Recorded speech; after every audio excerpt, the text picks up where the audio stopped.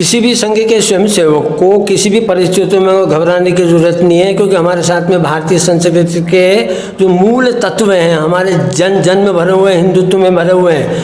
हमारे यहाँ पे जब कठिन समस्या थी 1925 के बाद में संघ के ऊपर प्रतिबंध लगाया था, उस समय की एक कविता है, बाधाओं से भयने हमें तूफानों में चलते हैं, पथ चाहे घोर अंधेरा हो, दुख द्वंद्वों ने जब घेरा हो, वो महाभ्रष्ट भीषण गर्जन करतालो महाकाल नर्तन, पर कब किससे डरने वाले हम तूफानों में चलते हैं, बाधाओं में पलते हैं, उद्यानाथ की जय। जय हिंद साथियों, स्वागत है आपका मेरे चैनल समरस भारत में। मैं श्रवण आज ऊपर ऐसे क्षेत्र में और कहीं न कहीं एक ऐसा ये स्थान है जो कि गीता भवन के नाम से जाना जाता है और ये मंदिर प्रांगण का स्थान है। और ऐसे पवित्र स्थान पर एक गुरुजी बैठे हुए हैं जो कहीं न कहीं एक आयुर्वेदिक के विद्या के धनी है और कहीं मैं बता दूं आपको कि जंगल की जड़ी बूटियों से लगा करके अच्छा ज्ञान रखते हैं जड़ी बूटी के बारे में। और साथ साथ जिस तरीके से हम देख रहे हैं कि आज आधुनिक युग में जिस तरीके से खान पान का तमाम इस तरीके की चीज़ें खाने पीने में लोगों की आ रही है और तमाम लोग बीमार होते जा रहे हैं और हॉस्पिटल जो है वो कहीं ना कहीं बाजार की तरफ भरे हुए हैं। ऐसे में हम देखते हैं कि आयुर्वेदिक की तरफ और आयुर्वेद के और अब लोगों का रुझान काफ़ी बढ़ता जा रहा है। ऐसे में गुरुजी हैं और कहीं ना कहीं संघ से काफ़ी ज़्यादा ताल्लुकात और कहीं ना कहीं और संघ के बारे में भी कुछ बताएंगे, बात करेंगे। आइए, स्वागत है आपका हमारे चैनल।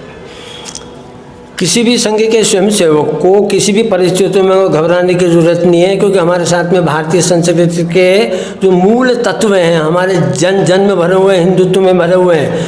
हमारे यहाँ पे जब कठिन समस्या थी 1925 के बाद में संघ के ऊपर प्रतिबंध लगाया था, उस समय की एक कविता है, बाधाओं से भयने हमें तूफानों में चलते हैं, पथ चाहे घोर अंधेरा हो, दुख द्वंद्वों ने जब घेरा हो, वो महाभ्रष्ट भीषण गर्जन करतालो महाकाल नर्तन, पर कब किससे डरने वाले हम तूफानों में चलते हैं, बाधाओं में पलते हैं, उद्यानाथ की जय। क्या बात है। देखिए, ये कहीं ना कहीं जो ये पुराने संघ के और जिस तरीके से हम कहते हैं कि आज के जो नवयुवक हैं उनको प्रेरणा देने वाला और उनके अंदर एक जोश भरने वाला ये व्यक्तित्व। और साथ में क्या कहेंगे, जिस तरीके से लोग आज बीमार होते चले जा रहे हैं और कहीं न कहीं लोगों के अंदर आयुर्वेद की तरफ जो अब लोगों का रुझान बढ़ रहा है, उस पर क्या कहेंगे? वो भारतीय संस्कृति का मूल तत्व, मूल आरोग्य चिकित्सा है, तो आप आयुर्वेदिक की तरफ रुझान बढ़ रहा है। धीरे धीरे हमारी हिंदुत्व की ओर रुझान बढ़ रहा है, हमारी संस्कृति की ओर रुझान बढ़ रहा है। जो मॉडर्न पैथोलॉजी है उसके अंदर कभी कभी अन्य प्रकार की बीमारियाँ उत्पन्न हो जाती, पर आयुर्वेद पूरी तरह से नष्ट कर देता है जी। बस यही है। ये मेरे गुरुजी थे, क्या लिखा हुआ है, राष्ट्रीय स्वयंसेवक संघ मध्य भारत क्षेत्र के सहसंचालक। अच्छा। ऐसे व्यक्तित्व के साथ में आज हम लोग हैं और कहीं ना कहीं जब हम देखते हैं कि हमारे अंदर और आपके अंदर जब राष्ट्र भावना की बात जागृत होती है तो आज का जो युवा है कहीं ना कहीं वो संघ की तरफ देखता है। तो गुरुजी, क्या आज के युवा को संघ की ओर देखना चाहिए और देखना नहीं चाहिए, संघ में जाना चाहिए, संघ की व्यवस्थाओं को हृदयंगम करना चाहिए, बुद्धिगम करना चाहिए और चरितार्थ करना चाहिए। और जैसे कुछ पार्टियां जो विरोध करती हैं, अरे वो तो भारत भूमि के लायक ही नहीं है। कि देवी अहिल्याबाई का ये क्षेत्र इंदौर है और मैं बताऊं आपको बनारस से लगा करके तमाम ऐसे स्थानों पर देवी अहिल्याबाई की पूजा की जाती है। तो क्या कहेंगे आप? तो आया हूँ, लाला को डिबेट में देखा हुआ है। अच्छा। मैं हनुमानगढ़ी के 3 घंटे बैठा रहा हूँ और लाला अंदर बैठे थे, जब मैं अंदर होकर के आया हूँ। अच्छा। जाते थे 1 किलोमीटर की फेरी लगा करके हम दोनों पति पत्नी दादा।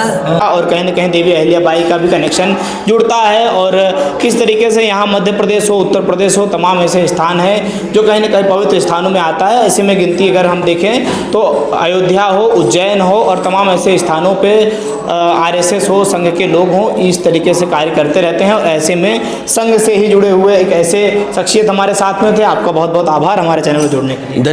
धन्यवाद। ये मेरा कर्तव्य था, ये मेरा पथ है, मेरा जीवन है, जो भाई साहब आपको बतला रहे हैं। जीवन जीना है भारतवर्ष की भूमि में, पुण्य भूमि है और हमारे भारतीय संस्कृति हिंदुत्व जागृत रहे, आदि काल तक जागृत रहे, तो हमारी भारत भूमि पुण्य भूमि कहलाती है। पुण्यो हम तव दर्शनाथ।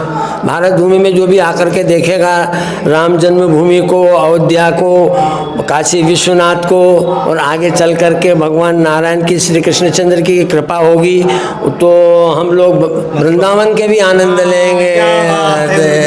बहुत बढ़िया।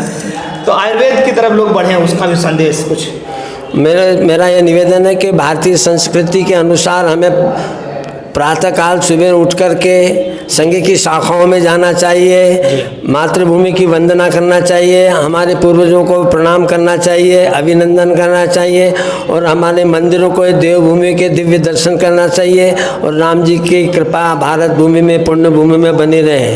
बिल्कुल, बहुत बहुत धन्यवाद आपका।